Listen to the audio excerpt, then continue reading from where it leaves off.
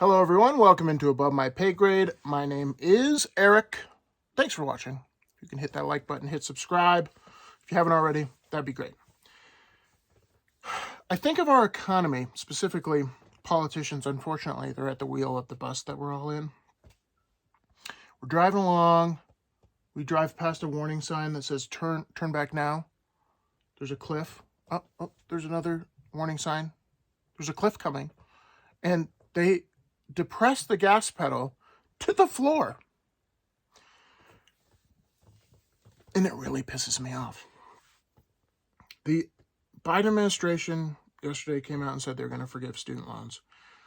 And if that doesn't make it really, I try not to get worked up because I'm like, what can I do? I don't really have control over it. It's not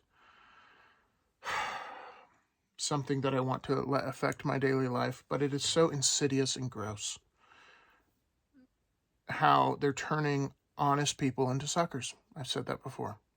You work hard, you work 3 jobs to pay off your college. Screw you. You're a degenerate who did not pay or doesn't want to pay. We've got more dollars for you, paid for by the middle class and people who never went to college. It's sick, and it makes inflation worse. And here's some of the warning signs driving down the road on our booming economy that is just falling off a cliff. And one of the warnings things that are not really predictable is human beings. I mean, we can kind of guess what human beings and groups are going to do when things get bad. And the warning signs are showing that it's going to get bad. And this winter is going to get real bad. And if you follow economists, any well-known economists, they just have a variation of how bad it's going to be. They're like, I think it's going to be a 9.5, and the other one's like, I think it's a 9.7 out of 10. It's all bad. It's bad news. And yet the White House keeps lying to you, keeps pressing the gas pedal. We're going to fly off this cliff. It's going to hurt. So, reading from an article here, I'll link all these in the description below. Rent problems escalate for small businesses. 40% couldn't pay in August. 40%. Small businesses could not pay their rent in August. Is that a booming economy to you? No. Also an article from Bloomberg. A tsunami of shutdowns. 20 million U.S. homes are behind on energy bill. Booming economy. Right. Booming. Surging electricity prices in the United States.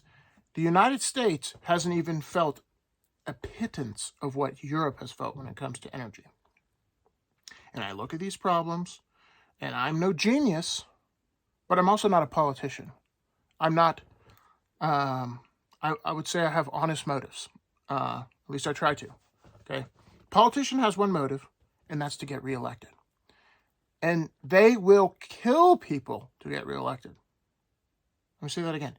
They will kill people. They don't care if people die in order for them to get reelected. That's actually true. Because energy is life. Energy is life. And these politicians who are virtue signaling about green energy are causing people to not be able to afford to heat their home. Which can cause people to die of exposure. So 20 million people are behind on their power bill in the United States. That's 1 in 6 Americans.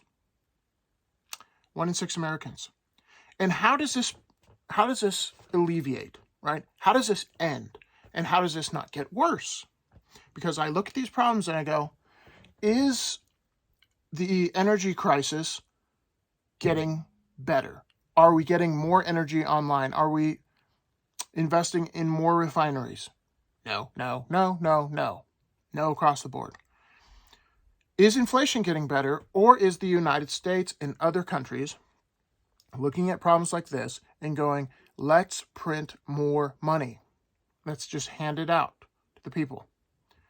Again, I don't care what happens as long as it gets reelected. If it's a 2-month Band-Aid and I can slap it on and I can say, hey guys, I'm giving everyone $1,000 for gas. Please reelect me. And 10 months down the road, that leads to inflation. I don't care. That's literally how they think. I don't care. So there's this group, National Energy Assistance Directors Association. Sounds like a fun one to work for. This is the highest or the worst crisis, 1 in 6 Americans, 20 million people being behind on their power bills, the worst crisis they've ever documented. And it's only getting worse. It's only getting more expensive. And remember that video I did on our budget, our federal budget? This kind of stuff leads to unemployment, leads to people relying on government assistance, which adds to the government debt. It's a problem. And adding to the government debt is like pouring water into a ship that's sinking and saying that it'll help. That's what the government says. They just add water, open up more holes, and say, hey, I'm here to help. And the ship's just going down even faster. So the experts are saying a tsunami of shutdowns are coming at the worst possible time, fall and winter. Very sad. If you have the means and the ability, part of this channel is people who are paying attention, people who have their wits about them, and supplies, and hopefully means to pay for this kind of stuff. The means to help your neighbor, I highly recommend it, because this is going to get ugly, in my opinion.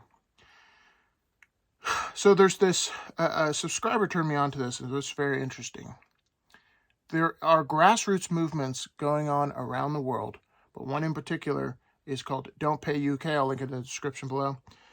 From what I've read, the government puts a price cap on energy, and that price cap in the UK is going up on October 1st.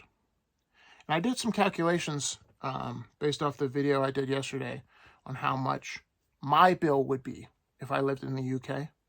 Because I pay about $200 a month for my energy bill. And that's up, right? Now, if I lived in the UK from last year to this year, my bill would be $4,000 a month. I would not be able to afford that. It would be impossible. I'd have to get a second job, and I would barely be able to make ends meet if my power bill was $4,000. Yeah, you can cut back to some degree, turn your heat down, or your air conditioning down 1 degree, or up 1 degree rather, or heat down 1 degree, but it doesn't make that big of a difference. $4,000 for an energy bill? Yeah, I can see why people are pissed. And these people are pledging to stop paying on October 1st. So this Don't Pay UK campaign is a bunch of people saying, we're done. We're done. This is rigged. And that's what happens. That's what I'm scared of the most, to be honest with you. Because I believe in free market capitalism, but we don't live in a free market capitalist system.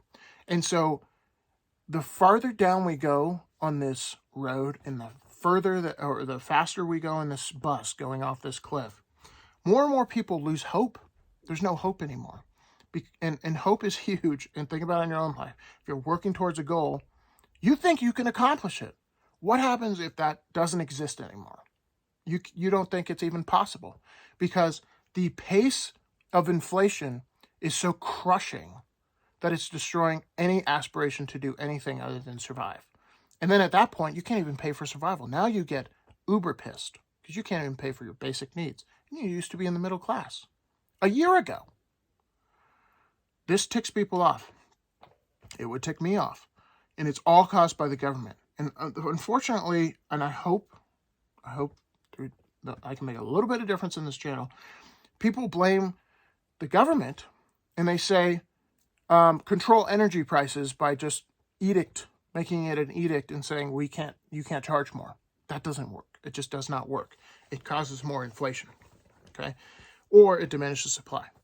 Because if they can't make a profit and it's a for-profit company, they get shut down.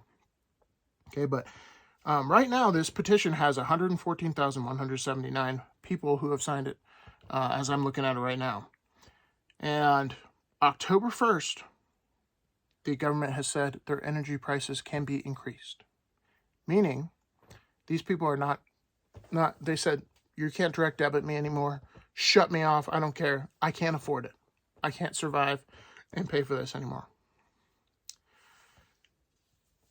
We'll see how this works out. I saw a lot of articles. It's like the government's like a little worried about this. Because let's say a tenth of your population just goes, F you, gives you the bird. We are not paying for this. We can't afford it. Government has some real problems on their hands because then they have to turn off 1/10 of the population's power bills or utilities. Not good to get reelected, all that kind of stuff. This will just continue to get worse, in my opinion, because I don't see the government, as I've said before, I don't see them adding to supply.